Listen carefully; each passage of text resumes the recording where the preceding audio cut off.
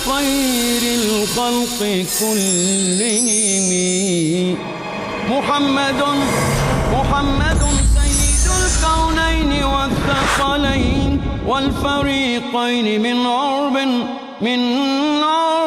ومن عجم هو الحبيب الذي ترجى شفاعته هو الحبيب. السلام علیکم ورحمۃ اللہ وبرکاتہ. الحمد للہ رب العالمین وصلی اللہ وسلم علی نبینا محمد وعلی آلہ وصحبہ اجمعین ومن تبعہ باحسان الی یوم الدین. اما بعد. محترم ناظرین، حدیث کی مشہور و معروف کتاب بلوغ المرام، جسے اپنے دور کے مایہ ناز عالم دین اور بہت ہی مشہور محدث علامہ ابن حجر عسقلانی رحمۃ اللہ علیہ نے بڑی محنت اور جاں فشانی کے ساتھ مرتب کیا ہے. علامہ ابن حجر عسقلانی رحمۃ اللہ علیہ اپنے دور کے بہت بڑے محدث گزرے ہیں، جن کی 100 سے زیادہ کتابیں ہیں اور ان کا اختصاص اسپیشلائزیشن حدیث ہے. انہوں نے اپنی معلومات کی نچوڑ کے طور پر ذخیرہ احادیث سے تلاش کر کے ان موتیوں کو بلوغ المرام کی شکل میں ہمارے لیے بطور تحفے کے پیش کیا. اس میں وہ احادیث ہیں جو احکام اور مسائل سے تعلق رکھتی ہیں. عام طور پر دیکھا گیا کہ بہت سارے مسلمان بھائی اور بہنیں یہ سمجھتے ہیں کہ سنت کا مسئلہ صرف مسجد کی حد تک محدود ہے، کہ جب آپ نماز پڑھنے کے لیے جائیں تو سنت کے مسئلے پر بات کریں، اور جب تجارت کرنے کے لیے جائیں، زمینداری، کاشتکاری یا اسی طرح مارکیٹنگ، سیاست اور دوسرے جو مسائل ہیں ان میں ہم سنت یا سیرت پر عمل نہیں کرتے. حالانکہ ایک مسلمان کے لیے ضروری ہے کہ جس طرح مسجد میں سنت کے مسائل پر بات کرتا ہے، اسی طرح سے مسجد کے باہر بھی وہ سنت ہی پر بات کرے، سنت کے مطابق عمل کرے. اسی میں ہمارے لیے خیر ہے، اسی میں ہمارے لیے برکت ہے. وہ گھرانہ جہاں قرآن اور سنت کا نور ہو وہ روشن اور منور ہوگا، اور جو گھرانہ قرآن و سنت کے نور سے خالی ہو وہاں اندھیرا اور تاریکی ہوگی. آپ نے دیکھا گزشتہ لیکچر میں ہم نے کچھ مسائل پر گفتگو کی تھی، جیسے سود کا مسئلہ ہے. یہ گھر گھر کی بیماری بن چکی ہے، اور اس کے اندر اچھے برے بڑے چھوٹے مختلف لوگ اس کی لپیٹ میں آتے جاتے ہیں. اور حد تو یہ ہو گئی کہ اس وقت سود کی حرمت کا جو تصور قرآن کریم میں پیش کیا گیا ہمارے ذہن و دماغ سے وہ نکل گیا. اسی طرح سے ایک دوسرا جو سیریس اور سنگین مسئلہ ہے وہ رشوت کا ہے، کہ رشوت جس کا حکم آپ نے معلوم کیا گزشتہ کہ اس کو حرام کر دیا گیا، مگر اس کو لینے اور دینے والے بڑی ڈھٹائی کے ساتھ اس پر عمل کرتے ہیں جیسے کہ یہ کوئی گناہ نہیں ہے، حالانکہ یہ بہت بڑا اور سنگین قسم کا جرم ہے. ہم آگے بڑھنے سے پہلے، نئی باتوں سے پہلے، جیسے ہمارا طریقہ ہے، ہم معلوم کرنا چاہیں گے کہ پچھلا جو لیکچر تھا اس کو آپ لوگوں نے کتنا پک اپ کیا. تو پہلے سود اور پھر رشوت، یہ دونوں مسائل سے متعلق اگر آپ کے پاس کوئی سوال یا بات ہو، خاص طور پر جیسے سود کا ہم نے اس سے پہلے ذکر کیا تھا، آپ میں سے کون بتا سکتا ہے کہ سود کے بارے میں قرآن کریم میں تفصیل سے بتایا گیا؟ کہاں بتایا گیا؟ آپ بتائیں گے. سورہ بقرہ کے اندر. سورہ بقرہ کے اندر کوئی بتا سکتا ہے کہاں سے کہاں تک آیات؟ آپ بتا سکتے ہیں، ماشاء اللہ. سورہ بقرہ کے اندر آیت نمبر 275 سے 280. ماشاء اللہ. 275 سے 280 تک کی آیات جو ہیں یہ سود کے متعلق ہیں. گویا کہ یہ اللہ تعالیٰ کا کلیئرلی حکم ہے. اس میں ڈفرینسز آف اوپینین، لوگوں کی رائے یا کسی اور کی بات کی نہیں، بلکہ یہ اللہ کا کلیئرلی فرمان ہے. اس میں خاص طور پر ہم نے 3 نکات بیان کیے تھے جو یہ 5 آیتیں ہیں. ایک تو یہ ہے کہ اللہ تعالیٰ نے خرید و فروخت، کاروبار سے نفع جو ملتا ہے اس کو حلال قرار دیا اور سود کو حرام قرار دیا. دوسرے یہ ہے کہ سود جیسے ہی حکم معلوم ہو اس کو ایٹ ونس گیو اپ کرنے کا حکم ہے، چھوڑ دو. جہاں جس کو معلوم ہوا فوری اس سے توبہ کر لے. نمبر 3، اگر کوئی توبہ نہ کرے اور ویسے ہی اس کی موت آ جائے، وہ کس شکل میں جائے گا اللہ کے پاس؟ جیسے کہ وہ اللہ تعالیٰ سے جنگ کر رہا ہو، حرب. اب جو آدمی اللہ سے لڑائی کرتے ہوئے قبر میں جائے اس کی مغفرت کا کیا مسئلہ ہوگا، اور حشر میں وہ کیسے ٹھہرایا جائے گا؟ اس لیے ہر بھائی اور بہن کو یہ قرآن کریم کی آیات گھر میں بیٹھ کر پڑھنا چاہیے، تاکہ ہماری زندگیوں میں سود جو جراثیم کی شکل میں، بیماری کی شکل میں آ رہا ہے، اس سے ہم توبہ کر سکیں۔ دوسرا مسئلہ تھا رشوت کے بارے میں۔ اگر آپ میں سے کوئی سوال کرنا چاہیں اس سلسلے میں قبل اس کے کہ ہم آگے بڑھیں، آپ ماشاءاللہ۔ رشوت کا لینا دینا حرام ہے، تو اس کی حرمت کیوں اتنی زیادہ ہے؟ اور اگر کوئی مجبوری میں دیتا ہے تو اس کے لیے کیا حکم ہے؟ ہاں، رشوت کی دین لین یہ حرام ہے، اگر کوئی مجبوری میں دے تو اس کا کیا حکم ہے؟ دیکھیے حدیث جو گزری، رسول اکرم صلی اللہ علیہ وسلم نے جو الفاظ آپ کی طرف سے آئے ہیں، لعن رسول اللہ صلی اللہ علیہ وسلم الراشی والمرتشی، کہ رسول اکرم صلی اللہ علیہ وسلم نے لعنت فرمائی۔ آپ کی زبان رحمت سے لعنت کا لفظ بہت کم نکلا ہے، اور جب نکلا بڑا سیریس ایشو اسی وقت نکلا۔ اب رشوت دینے اور لینے پر لعنت آپ نے فرمائی تو سمجھ لیجئے کہ یہ کتنا سنگین اور سیریس ہے۔ یہ ابو داؤد اور ترمذی کی اتھینٹک حدیث ہے، لعنت فرمائی گئی۔ اس کی وجہ کیا ہے؟ اس کی وجہ ایک تو یہ ہے کہ اس سے ڈسپلین، آرگنائزیشن ختم ہو جاتی ہے، کوئی رول اور ریگولیشن نہیں چل سکتا۔ رشوت جہاں پر آ گئی، کرپشن اتنا عام ہو جائے گا کہ آپ جو چاہے غلط کام کریں، آپ کے لیے گنجائش ہے۔ جیسے آپ گاڑی میں بیٹھ کر جا رہے ہیں، لائسنس ہے یا نہیں ہے، گاڑی کنڈیشن میں ہے یا نہیں ہے، آپ کو یہ دیکھنا چاہیے کہ جیب میں پیسہ ہے یا نہیں ہے۔ اگر جیب میں پیسہ ہے تو آپ چاہے بغیر لائسنس کے چلائیں، بغیر قانون کے چلائیں، کیونکہ آپ کو یہ اعتماد ہے کہ جب بھی کوئی روکے گا، کچھ دے دوں گا تو بات آگے نکل جائے گی۔ اب ایک آدمی کو آپ دے رہے ہیں، مگر آپ کے پاس درست کاغذات نہ ہوں تو آپ کتنوں کے لیے خطرہ بن گئے، ٹریفک کے مسائل پیدا کر دیے، کتنے لوگوں کے لیے آپ خطرہ بن گئے۔ تو ایک آدمی کی رشوت کی وجہ سے ساری پبلک متاثر ہوگی۔ اسی طرح سے مثلا ایک آدمی کینڈیڈیٹ کے طور پر قابل ہے، صلاحیت والا ہے، کہیں جاب لینے جاتا ہے، دوسرا آدمی جس کے پاس کوئی قابلیت نہیں ہے، رشوت ہے، اور وہ پیسہ دے کر وہ جاب لے لیتا ہے، تو اس کا نقصان کیا ہوگا؟ حقدار مارا جائے گا، اور ناحق جو غلط قسم کا آدمی ہے اس کو جاب مل جائے گی۔ جب ایک آدمی جس کے پاس صلاحیت نہ ہو آپ جاب دے دیں گے، وہ کیا کرے گا؟ وہاں جا کر جاب کے جو تقاضے ہیں پورے نہیں کر سکتا۔ مثلا آپ ایک آدمی جس کے پاس صلاحیت نہیں، ٹیچر بنا دیتے ہیں، تو جتنے لڑکے وہ بیٹھیں گے پڑھنے کے لیے، سب کا فیوچر وہ خراب کر رہا ہے۔ اور ایک نہیں، 20 سال 25 سال جتنی اس کی مدت ہے ملازمت کی، وہ اپنا سارے کا سارا جو ہے بچے جو بھی پڑھیں گے سب کو تباہ کر رہا ہے۔ تو گویا ایک آدمی کی رشوت کی وجہ سے آپ کی فیوچر ینگ جنریشن کتنی تباہ اور برباد ہوئی۔ اسی طرح سے اور ادارے ہیں جہاں رشوت ہوتی ہے، وہاں حقدار اپنا حق مانگنا چاہتا ہے، دینے کے لیے تیار نہیں، کیونکہ ان کو بھی امید ہوتی ہے جو دے گا میں اس کا کام آگے کروں گا۔ حتیٰ کہ جو واچ مین ہے، اگر آپ جو ہے اس کو رشوت نہ دیں، کبھی کبھی وہ اندر جانے کی اجازت نہیں دیتا، کبھی فائل آگے تک نہیں بڑھاتا۔ یہ ایک پرابلم ہے۔ اب باقی رہا مجبوری۔ اس میں ایک چھوٹی سی گنجائش وہ یہ ہے کہ اگر ماحول اتنا کرپٹ ہو چکا ہے کہ آپ کا حق بغیر رشوت کے نہیں پورا ہو سکتا، کوئی ایسی مجبوری کی شکل بن گئی، جائز حق لینا چاہتے ہیں، کسی پر آپ کوئی ظلم زیادتی نہیں کر رہے ہیں، آپ کا ہی حق ہے، مگر دینے کوئی تیار نہیں جب تک کہ آپ اس کو نہ دیں، یا آفیسر سائن کرنے کے لیے تیار نہیں جب تک کہ اس کی جیب گرم نہ کی جائے۔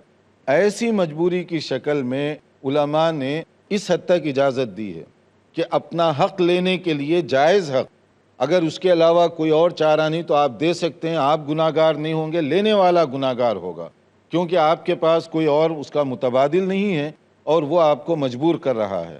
البتہ اگر غلط چیز کے لیے یا دوسرا کوئی اور متبادل ہے اس کے لیے آپ دیں گے، وہ اجازت نہیں ہے۔ تو یہ سود اور رشوت کا مسئلہ جہاں ہم نے کل اس کا تذکرہ کیا، اس سے پہلے کے لیکچر میں بہت تفصیل کے ساتھ ہم نے بات کی ہے۔ اب اس کے بعد ہم چاہتے ہیں کہ تھوڑا سا اور آگے بڑھیں۔ کھیتی باڑی کے کچھ اصول اس میں بتائے گئے، اور کھیتی باڑی کی باتوں میں ہم نے یہ بتایا اس میں بھی سنت ہے۔ ہمارے فارمر حضرات جو دہقان ہیں، کسان ہیں اور کھیتی باڑی کرنے والے ہیں، زمیندار، ان کو بھی یہ سمجھنا چاہیے کہ شریعت اور دین ان کے لیے بھی رحمت ہے۔ آپ حدیث پڑھتے جائیے تو معلوم ہوگا حکمرانوں کے لیے بھی رحمت ہے، سیاستدانوں کے لیے بھی رحمت ہے دین ہمارا، اور اسی طرح ہر شعبے سے زندگی کے تعلق رکھنے والے کے لیے سراپا رحمت ہی رحمت ہے۔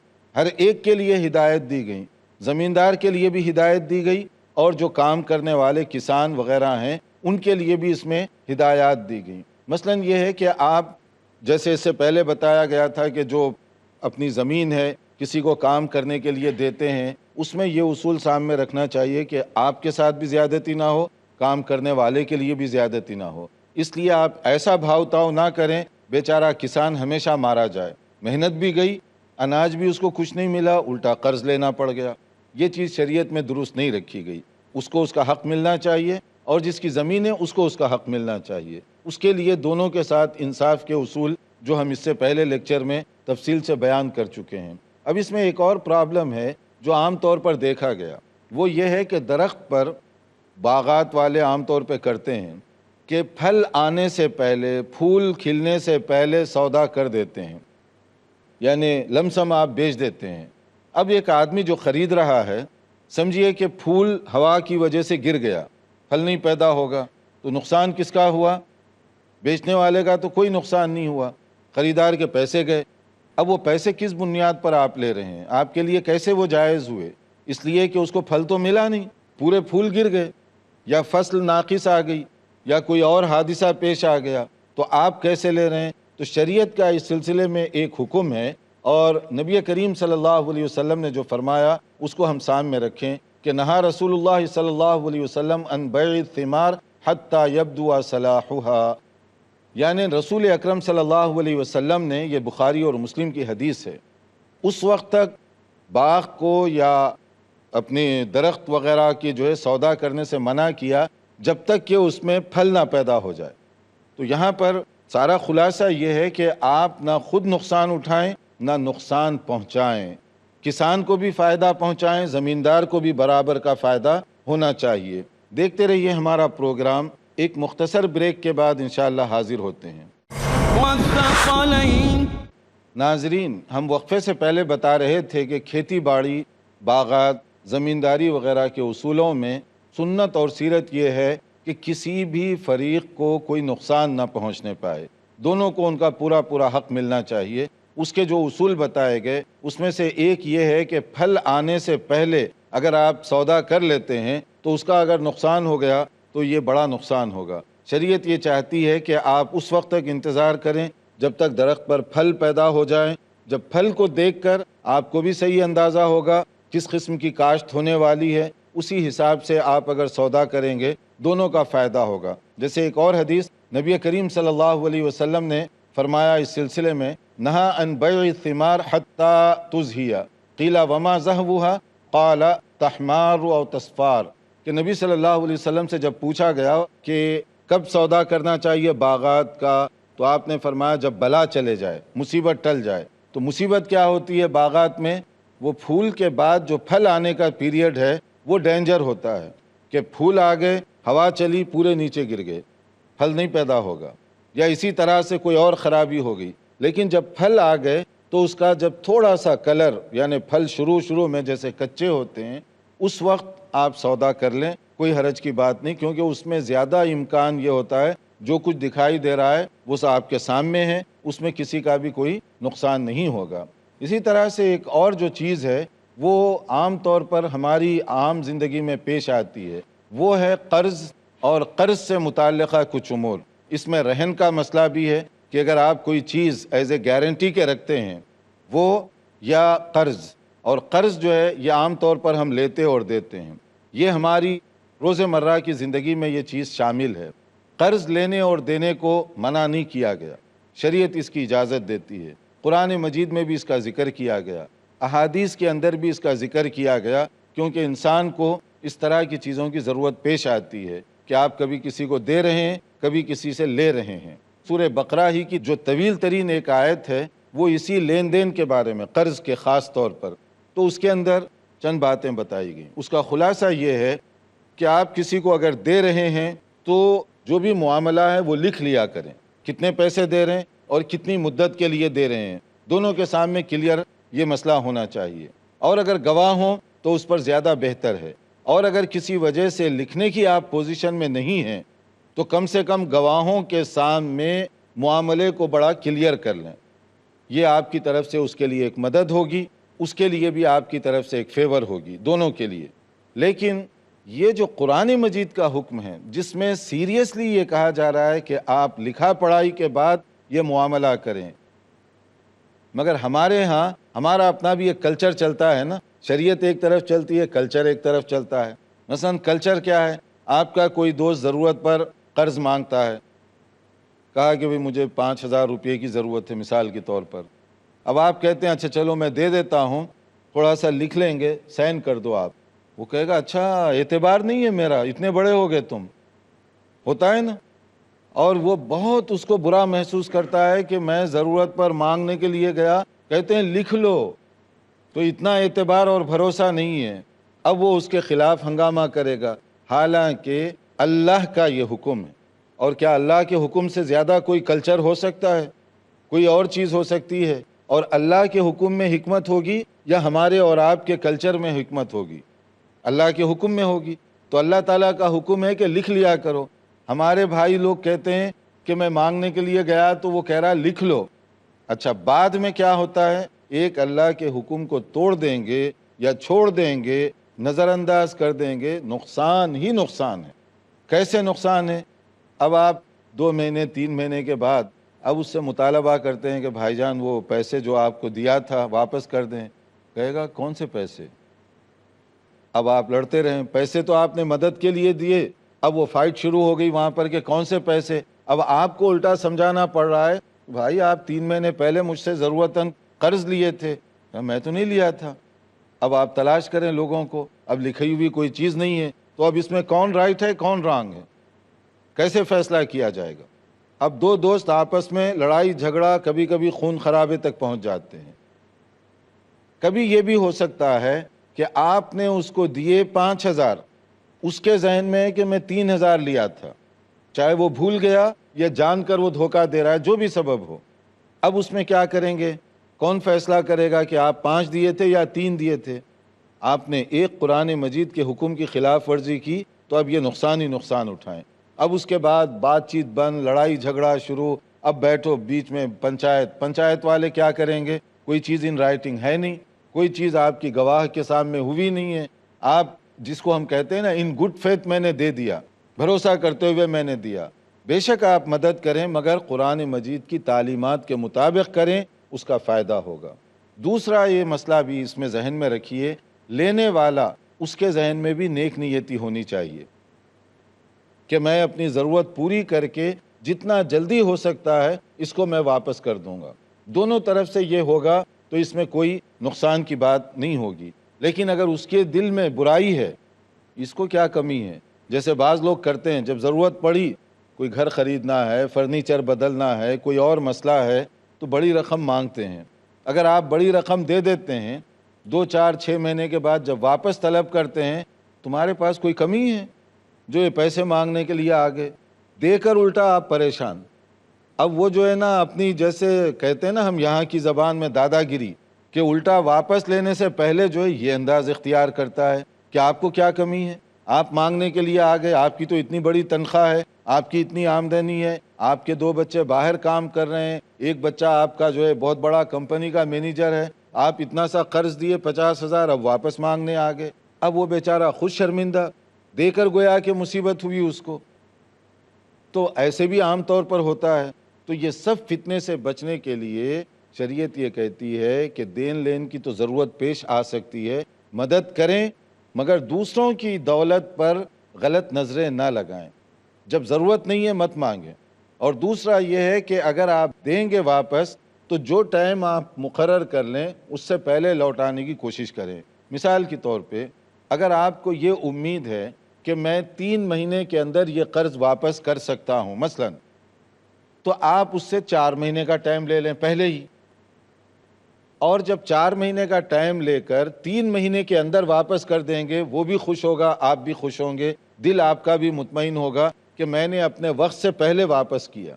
لیکن اگر آپ الٹا کریں گے کہ آپ کو امید ہے 4 مہینے میں دینے کی, کیونکہ آپ کی آمدنی اور وہ دوسرے اخراجات وغیرہ کے حساب سے 4 مہینے میں دوں گا، لیکن آپ کیا وعدہ کرتے ہیں اسے 3 مہینے میں دے دوں گا میں، جیسے بعض لوگوں کا طریقہ ہے، حالانکہ اس کو پتا ہے کہ 3 مہینے میں دے ہی نہیں سکتا، مگر وعدہ ایسے کر لیا لینے کے لیے۔ اب جب 3 مہینے پورے گزرے، ملنا چھوڑ دیا، سلام دعا گئی، آپس میں میل ملاقات ختم ہوئی، کیوں؟ اسے خطرہ ہے کہ دکھوں گا تو پیسے دینا پڑے گا۔ تو یہ جیسے عربی میں کہتے ہیں القرض مقراض المحبہ، یہ قرض جو ہے نا بعض اوقات محبت کو کاٹنے کے لیے خینچی کا کام کرتا ہے، انہی چیزوں کی وجہ سے۔ پھر آدمی جھوٹے وعدے کرتا ہے، پھر جھوٹ پر جھوٹ بولے جا رہا ہے کہ اگر آپ موبائل فون کر رہے ہیں آپ کا نمبر آ گیا، نو آنسر، کیونکہ اس کو معلوم ہے سوال کیا ہوگا۔ یا کبھی آپ گھر میں بیٹھے ہوئے ہیں، میں اصل میں باہر گیا ہوا ہوں، اب بات نہیں کر سکتا، بعد میں فون کریں، اب وہ آپ کے پیچھے لگا رہے۔ تو یہ ساری چیزیں اس لیے کہ آپ نے غلط وعدہ کیا، آپ کو معلوم ہے کہ میں کتنے دن میں دے سکتا ہوں، آپ اتنے دن میں نہیں دے سکے، تو اس لیے پہلے وعدہ کرتے وقت دیکھ سمجھ کر وعدہ کریں۔ دوسرا، اگر کبھی ان ایکسپیکٹڈ غیر متوقع حالات پیدا ہو سکتے ہیں، آپ نے 3 مہینے کا وعدہ کیا، امید بھی تھی ادا کرنے کی، حالات ایسے پیدا ہو گئے کہ دے نہیں سکتے، وقت سے پہلے جا کر اس کے پاس خود معذرت کریں اور تھوڑا سا اس کو بڑھا لیں ٹائم کو، کہ بھائی میں نے 3 مہینے کا وعدہ کیا، ایسے حالات ہو گئے تو 1 مہینہ اور مجھے دے دیجئے، یہ جائز ہے۔ آپ مدت کا بڑھا لیں وقت سے پہلے، مگر دھوکہ دینا، وعدہ خلافی کرنا، اس کے ساتھ چکر بازی، یہ چیز درست نہیں ہے۔ یہ اور اس طرح کے بہت سارے مسائل قرض سے متعلق ہیں، لیکن چونکہ ہمارا وقت بہت محدود ہوتا ہے تو ہم یہیں پر اپنا پروگرام روکتے ہیں۔ البتہ باقی جو سوالات ہیں کوشش کریں گے کہ آئندہ لیکچر میں اس کو کور کیا جائے۔ دیکھتے رہیے ہمارا پروگرام، آئندہ لیکچر نئی معلومات کے ساتھ ہم حاضر ہوں گے انشاءاللہ تعالی۔ والسلام علیکم ورحمۃ اللہ وبرکاتہ۔ مولاي صل وسلم دائما أبدا على حبيبك خير الخلق كلهم محمد سيد الكونين والثقلين والفريقين من عرب ومن عجم، هو الحبيب الذي ترجى شفاعته، هو الحبيب الذي ترجى شفاعته لكل